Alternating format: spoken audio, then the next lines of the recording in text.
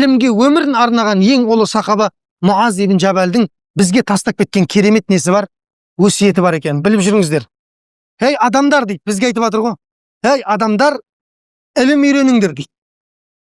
Ешқашан ілімді тастап қоймаңдар дейді. Өйткені пайғамбар саллаллаху алейхи ва саллям ілімді қабірге, туғаннан бастап қабірге кіріп кеткенге дейін үйреніңдер деген. Көрдіңіз бе? Тоқтатып қоюға болмайды ілімді. Тоқтаған су сасиды дейді, тұрған су. Сол сияқты адам ілімді тоқтатса, рухани шірейді дейді ғой. Рухани шірейсің кәдімгідей. Ілімді тоқтатсаң. Ілімді үйреніңдер дейді. Өйткені ілімді үйрену бұл жақсылықтың ең көкесі деп айтты дейді. Көрдіңіз бе? Жақсылықтың ең көкесі не екен? Ілім үйрену дейді.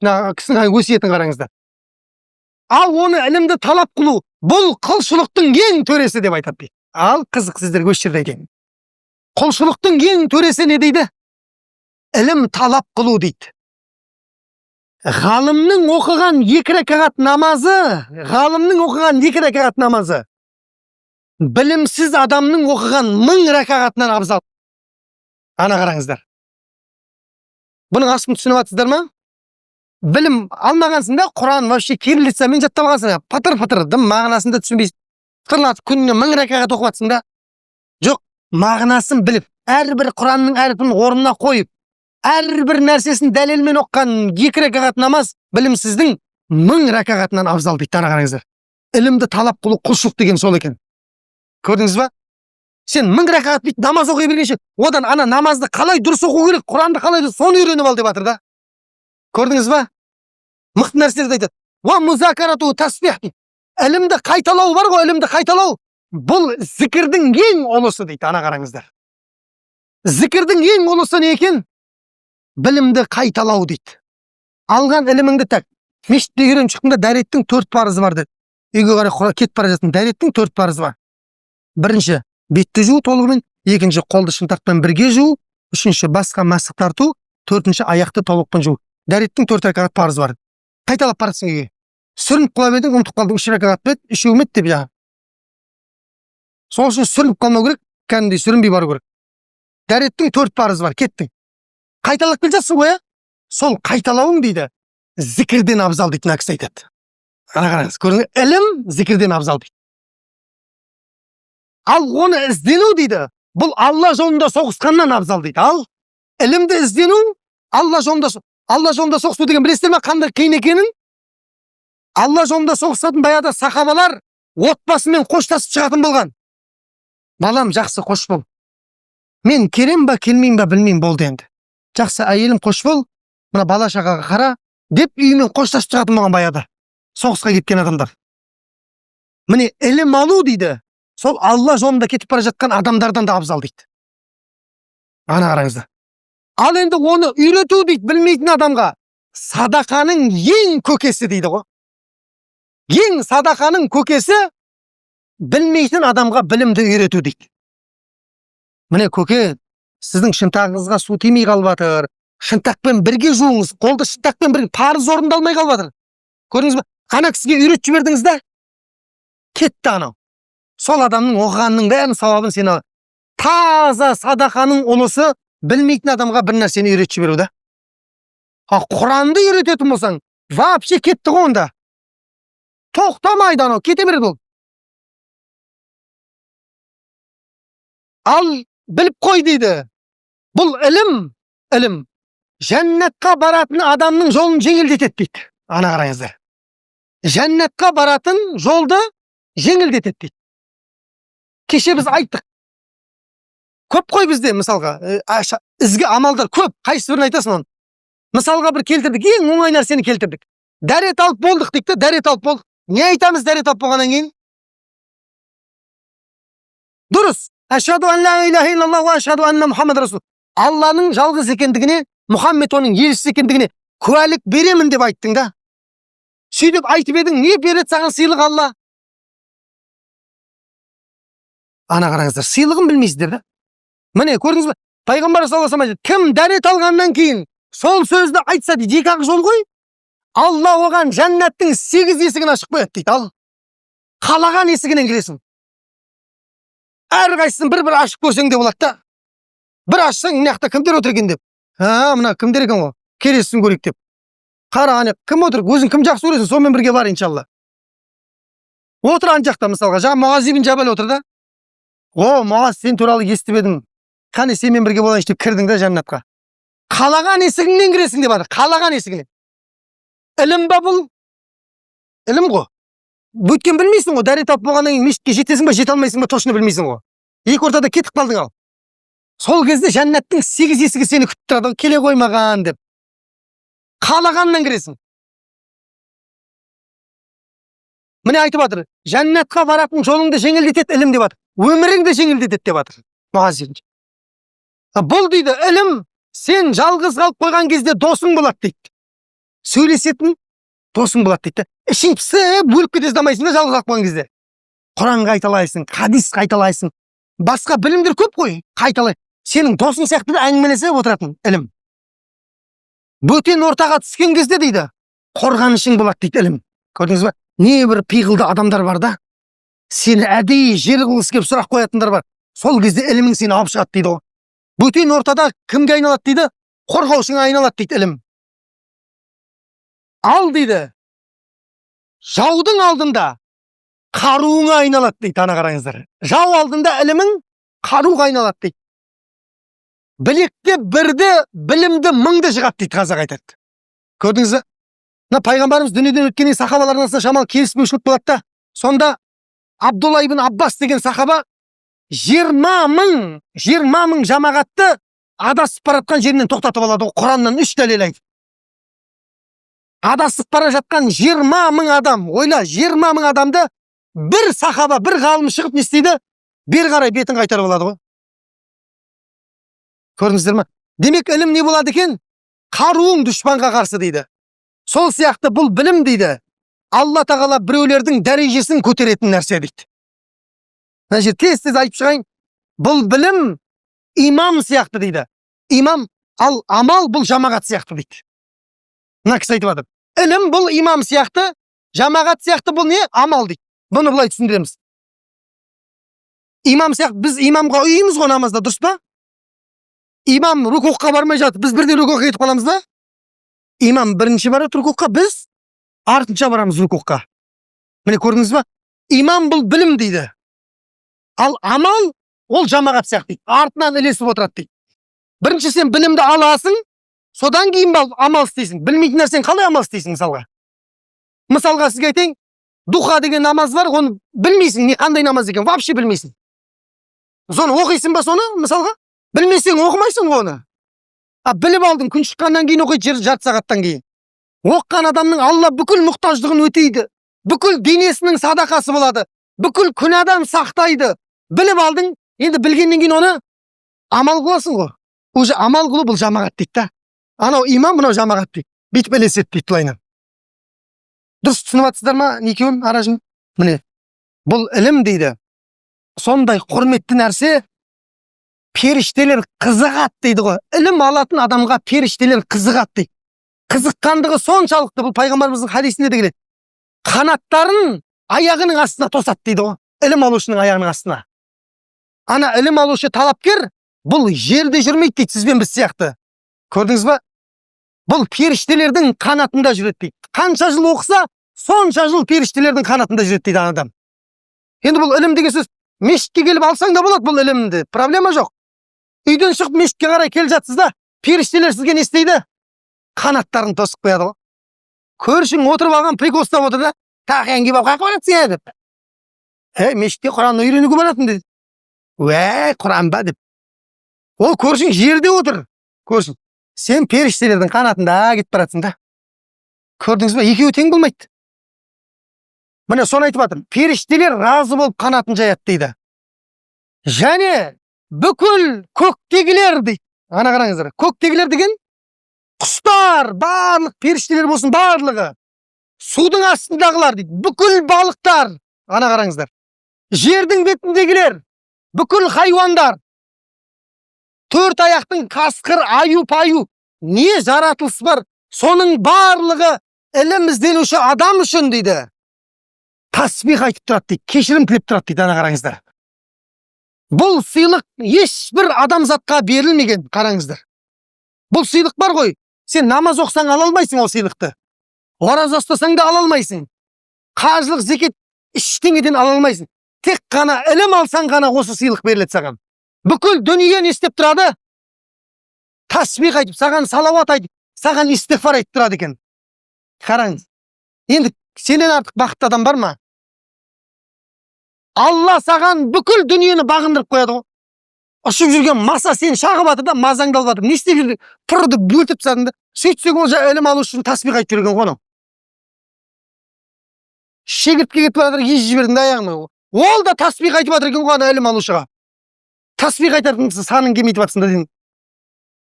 Көрдіңіз бе? Бүкіл жаратылыс сонда ілім алушы үшін тасбих, кешірім тілеп тұрады дейді. Мына қараңыздар. Бұл ілім қараңғылыққа түскен кезде қолыңа шамшырақ болады дейді. Бұл білім дейді, ізгілердің қатарындағы мәртебеңді көтереді дейді. Бұл білім дейді, сені екі дүниеде де бақытқа жетелейді дейді. Ілім туралы ойлану, бір сәт Құран туралы, аят, хадистер, жалпы жаратылыс туралы ілім жайында ойлану дейді. Ілім алу, бұл оразамен тең болады дейді. Бұл іліммен арадағы қарым қатынас күшейеді дейді. Адал менен арамды үйренесің дейді іліммен. Қараңыз, өмірдің ең тәтті нәрселері осы.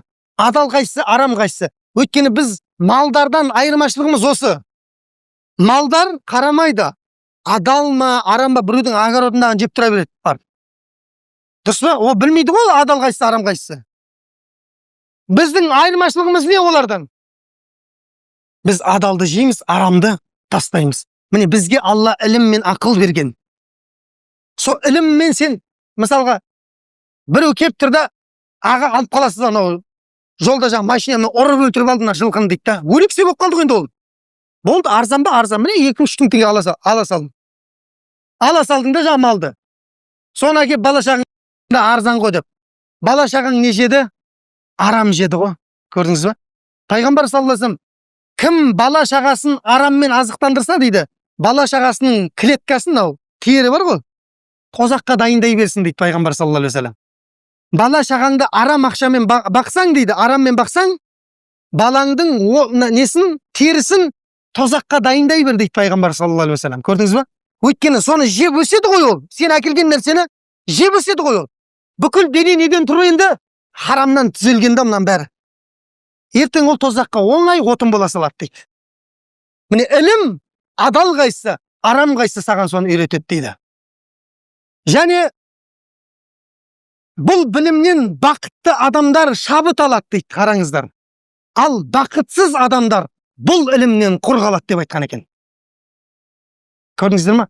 Адамның өмірі демек неге байлану керек екен? Ілімге байлану керек екен. Бүгін жастар көп, мына жерде мешіттің көбі жастар. Сол үшін ілім туралы айту керек болып жатыр. Елде ілім алатын, бізде ғалымдар керек елге. Бүкіл ислам үмметін, бүкіл елдің атынан сөйлейтін ғалым керек елге, көрдіңіздер ма? Дұрыс, имам болам не деп жатсың? Дұрыс, бірақ ғалым бол. Анау арманыңды биікке қой, мақсатыңды. Мақсаты биік адаммен Алла Мұхаммедтің үмметін тірілтеді дейді. Көрдіңіз ба? Мақсатың биік болсын. Ғалым болам деп ілім ал, иншалла. Дүние табам деп өзіңнің жас жағыңды құртып алма. Ілім алам деп құрт, өкінбейсің. Абай атамыз айтып кеткен, жасымда ғылым бар деп ескермедім дейді. Жас кезде алу керек еді ілімді деп жатыр. Пайдасын көре тұра тексермедім дейді. Ер жеткен соң түспеді уысыма, үлкейіп кеткеннен кейін қиын болып кетті дейді ілім алу. Шаруа көп, қатын бала шағаны асырау керек. Шаруа көбейіп кетті дейді. Қолымды мезгілінен кеш сермедім дейді. Кейін кеш түсіндім мен дейді, көрдіңіз ба? Міне күйіп кеткен Абай сол нәрседен. Енді біз ол кісі күйген нәрсеге біз күймеуіміз керек. Ал енді сіз күйіп кеткен болсаңыз, балаңызды күйдірмеу керек онда. Балаң ілім алу үшін мал дүниеңді аяма дейді, Абай атамыз айтады. Аяма, ілім алсын дейді. Ғалым болсын дейді. Көрдіңіз ба? Сол кезде ертең дүние оның артынан қуып жүреді. Дұрыс па? Сондай. Міне ілім деген нәрсе осы. Қаншама Абайдың сөздер көп қой, біздің Абай атамыз деген айтып тастаған ғой енді. Талаптың мініп тұлпарын тас қияға өрлеттім дейді, қараңыздар. Ешқашан мен тоқтаған емеспін дейді, талабым мықты болған дейді. Бір ғылым еді, іңкәрім бар, қиынға сермедім дейді. Ілімім болды менің дейді. Қиналған кезде бүкіл нәрседен алып шықты мен дейді, ілімім. Міне құрметті жастар, енді Құдай қаласа ілім алатын кез келді. Ілім алыңыздар. Әшейін бір арабша біліп уағыз айтсам болды. Керек емес, жетек уағыз жетек. Конкурент болмай ақ қой бізге. Ғалым дос, біз сенің аузына қарап отырайықшы. Көрдіңіз бе? Қазір екі адамның бірі уағызшы ғой қазір. Психологта уағызшы, блогерінде уағызшы. Баяғыда шымшық сойса да қазақ сойсын деп айтады. Дұрыс, айтпаймыз, айт. Бірақ ілімін көтеретін жерден айтсай, анау жаққа қарай кетпей батсын ғой сен. Өзіңде адасып атсың, өзгені адастырып атсың, тренинг деп қойып жүрттің бәрі. Ақидаға бір кересің, фиққа бір кересің, быт-шытын шығардың ғой дініне. Мамандарына кетсей, мамандарына. Ақша табам деп, дінмен ойнап атсың ғой. Сол ақшаң ертең өзіңе қарама-қарсы куәлікке жүреді. Қиямет күні өкініп қалма, бекер. Осы ақшаны бекер тауыппын мен деп, адамдарды алдап, дінді алдыма айналып қой. Дін ұстағанның қолында тістеген аузында құрал болып қалып қазір. Ондай емес, дін бұл ғалымдардікі. Осындай. Ғалымшысың, бұл оңтүстік білесіздер, ешқашан қаймағы үзілмеген ғалымдарға толы бұл жер. Сол қалған мирасты ғалымдардан жалғастырыңыздар сіздер иншалла. Жеті сайданда бай ғалымдар шықсын. Олы ғалымдар бүкіл Қазақстанның Мұхаммедтің үммет мұсылмандардың алдында трибунада осылай өзінің сөздеріне сенімді ғалымдар шықсын иншалла. Балаларыңызды беріңіздер Алланың жолына. Мұса пайғамбар айтты ғой Алла тағала, ей Мұсаның анасы балаңды берші маған деді. Қайда беремін саған? Дұрыс па? Мұса пайғамбар баласын берді Аллаға, не өзіне ағып жіберді. 2 сағаттан кейін баласын қайтадан қолына алды. Алланың уәдесі хақ. Сен де бер балаңды Алланың жолына. Алла аман есен балаңға келіп қойып қайтадан жолына. Және қуанасың сол балаңның ғалым болғанына ертең. Көрдіңіз ба? Міне тамағымыз қырылып жыртылып айтып жатқанымыз осы. Бір адам болса да осы жерден ілім алып кетсе, біз үшін сол қайырлы. Болмаса айтатын уағыз жетеді. Не бар? Сіздерге зинада туралы айтып беремін, парада туралы айтып беремін, аманатта туралы айтып беремін, тәкаппарлық айтып беремін, иман туралы айтып беремін. Көп қой, зікірлер туралы, көп уағыз исламда жетеді тақырып. Бірақ мен әдейі осы оңтүстіктегі сапарымда көбіне ілім туралы айтып. Өйткені бұл жерлер ешқашан ілімнен үзілмеген жерлер. Кеше білесіздер, қаншама ғалымдар кетті мына жерде. Абсаттар ұстаз кетті, Абдуллаппар ұстаз кетті, Бауыржан ұстаз кетті әлем. Барлығы осы оңтүстіктің жігіттері. Олардың орындаласы қаншама ұстаздар бар. Ерсін Әміре ұстаз бар, Арман ұстаз бар. Одан басқа қаншама қызмет жасап жатқан имамдар бар, ғалымдар бар. Осыны енді не істеу керек? Үздеу керек. Ілімді тоқтатпау керек иншалла. Жаңа Абдуллаппар ұстаз айтады ғой. Оқымайтын балаларына әкеп бере береді дейді. Оқитын балалардың бәрін юрист, прокурор болады дейді. Ақша табатындардың бәрі. Оқымайтындардың бәрін не десе керек? Дін сондайлардың қолында өткеннен кейін не болады? Бір шықылмай не болады? Оқитын балаңды берсең Құдайға. Ертең қуанасың, бұл дүниеде де қуанасың. Аяқта вообще сенен де қуанатын жоқ қой. Асына әкеп тәжік кезген кезде жыртылуды көкес сол кезде болады. Адам бүкіл адамзаттың алдында тұрасың былай, басында тәжің бар, нұрдан кеп ол. Рахат. Кім папасың сен? Мен кімнің папасымын ана? Ей, машалла дейді. Міне көрдіңіз ба? Дүниеде балаңды бердің, Алла бүгін саған сыйлығыңды беріп жатыр деп айтады да ертең. Ешқашан өкінбейсің. Өкінбейсің. Міне құрметті бауырлар, аз айт, көп айт. Енді тыңдайтын адамға, еститін адамға көп қой, ілім туралы қазір айта алмаймыз, бәрін тауыса алмаймыз. Жалпы бір нәрсені біліңіздер. Ғалымдарымыз айтады, ілімсіз жасалған намаз дейді, бұл жаттығу болып қалады дейді.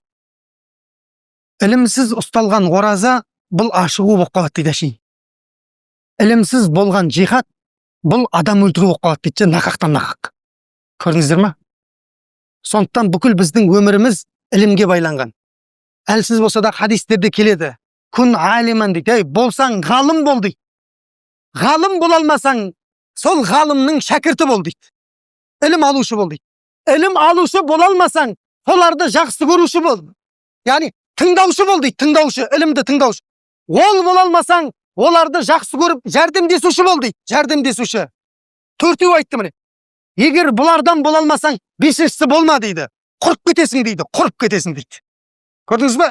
Не ғалым бол, не ілім алушы бол, не тыңдаушы бол, не жақсы көруші бол, жақсы көріп соларды жәрдемші бол, бесіншісі болма, құрып кетесің дейді. Көрдіңіз бе? Бүкіл біздің өміріміз бұл ілімге байланған.